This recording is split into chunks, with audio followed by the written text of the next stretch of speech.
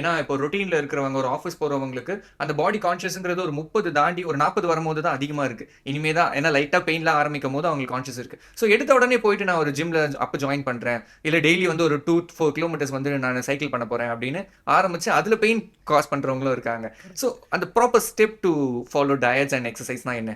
அதாவது எப்படின்னா ஓடுறது வந்து நிறைய பேர் நீங்க சொல்ற மாதிரி திடீர்னு ஒரு கான்சியஸ்னஸ், திடீர்னு நான் வெயிட்ட குறைச்சிருவேன், திடீர்னு நான் வந்து ஃபிட் ஆகணும்னு நினைக்கிறேன். ம். அது ஒரு 30-35ல வந்துட்டு திடீர்னு ஓட ஆரம்பிக்கிறாங்க பாருங்க. அது ரொம்ப டேஞ்சர் டு தனி. ஓகே.